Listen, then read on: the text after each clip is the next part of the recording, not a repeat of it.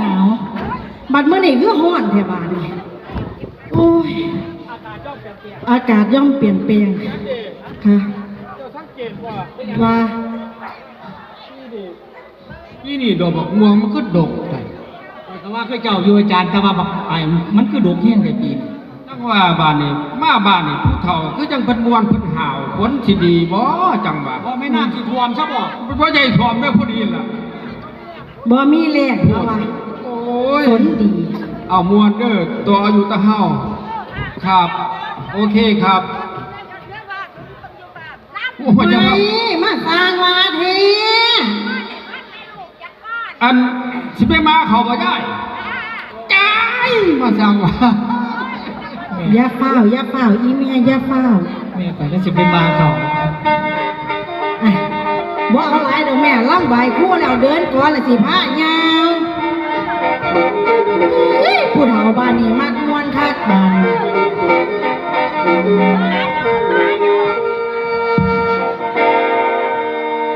เฮาละว่าสาธุสาธุสาธุ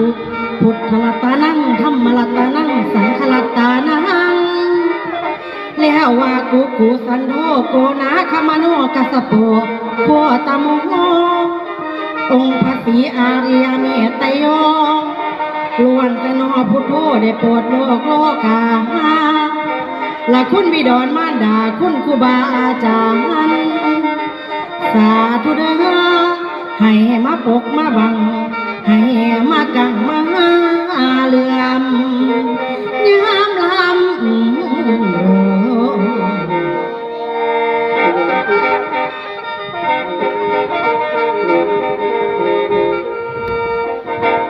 โอ้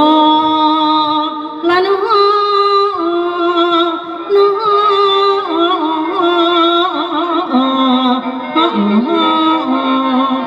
พระคุณ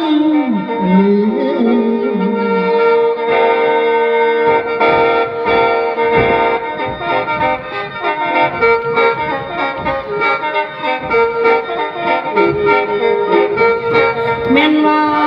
น้อคุณแม่นว่าน้อคุณสาธุเด้อกะสิย่อมือน้องผู้ลีก่อนไว้ก่อนเอาไว้บอนนี่สิวอนอื่นใส่คุณแต่ก่อนพุ่นหนูอยู่ทางไกลหนูได้มาในงานซอยเสียงลำบุญสองมือขึ้นวันท่าน้อมกันสองมือขึ้นวันท่าน้อมกันวันนี้สิเอิ้นคุณเขาซอยพองคุณพี่น้องพ่อแม่คือกันก็ให้มาสู้สักซอยลำวันนี้ทองละนี้นี่สนอเคยคำพระสุธาพื้นแผ่นมาเลียนซอยขาพญามหลวงโอก่อนเสียงนั้นเด้อเสียงกะยาได้ถอดอัดแขนข้อข้างให้ฟังเริ่มนอนหูมาจนเป็นไก่บักแดงนี่สนอต้นตุ้มลูกดินหาเหงื่อจะเมื่อจากขาพญามแจกสู่คนแดดพุ่งพ้นมือไม่ใส่ขาวบอกกับเมื่อหาเงินสะกับเมื่อหาสารมวลฟังลำขามาทอนคนเฮยเฝ้าเล่นผู้เห็นอยู่ฝ่ายมาถอนยานั้นนอกจากนั้นคุณโมอินทาวิสุวรรณมาคอยซอยฉันสาธุขอให้เดินในสนอลงห้องวิชยนเฝ้าฟังมาฟังเบิ้งขาลำหลวงแข่งขันบอลอยากนั้นให้เป็นปองมองเห็นให้มันเป็นคือฝนลางลิ้นลง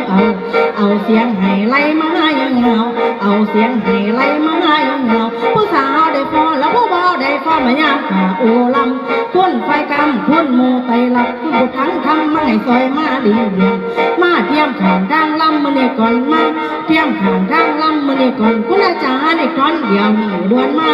ดาราขึ้นใส่แสงแจ้งหึงอาทิตย์ลงจากฟ้ามาเหลวคำคืนสาธุเด้อก็ให้มายืนขึ้นนั่งกันแข่งแสดงบาดฟอและแสดงบาดฟอละก่อนเก่าใส่แค้นแจ้งแล้วแจ้งแค้นเป่าจัดมือสะบัดอวยแขนแอนล้ำไปหนาหันตาจอเอามองดูคนก่อนหันตาจอเอามองดูคนก่อนอย่าเฝ้าน้องวันมือนี่มาฟังขากาวโกฮอนกาวก็มาฟังขากาวโกฮอน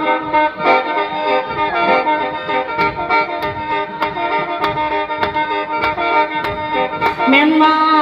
น้อนายแม่นว่า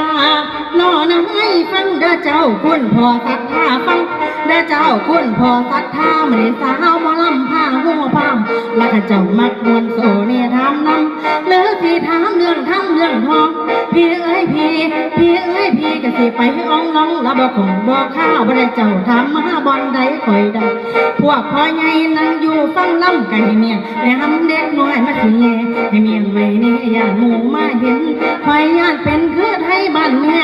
นั่งพิงเดียดย่ำเศร้ากับหลานละบ่โดนบ่นานเลยปาทางลุงแบดพ่วมปุงพิงเด่นพ่อเดียพ่อใหญ่สีก็เลยปาทางไตไว้หลานเอาไม่มาสัวใส่พ่วงหำเราจัดกีดจัดทำเต้นโนเต้นดงกันต้องลงตรงลงโตลงตรงต้องลงตรงลงโตลงตรงเต้นลงทงเห็นย้ายกันหา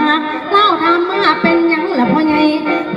สีก็เลยห้องไปใส่ผึ่งตรวจน้ำกูก็เป็นหยังบูมักถามมักสอว่าสั้นกะต่อหรือว่าสั้นกะเต็มกันหาจนกูแข็งแดงปานมาพี่พวนจะว่าม้วนมัวเจ้าจะคือเถ่าพ่อใหญ่สีจะคือเถ่าพ่อใหญ่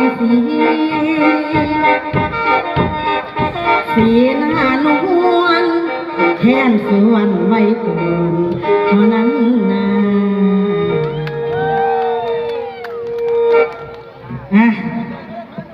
เต้นแม่นบ่บาดนี่สิเต้นจ้าแม่เฒ่าว่าสิเต้นว่าสั่นมีอยู่บ่แม่เฒ่าบาดมีหอดโบรักสีดำมีหอดโบรักสีดำเพลงเอามาตาเด้จ้า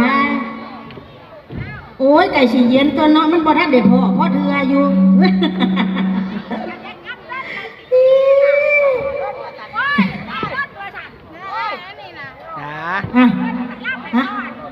เอาเลยค่ะอาจารย์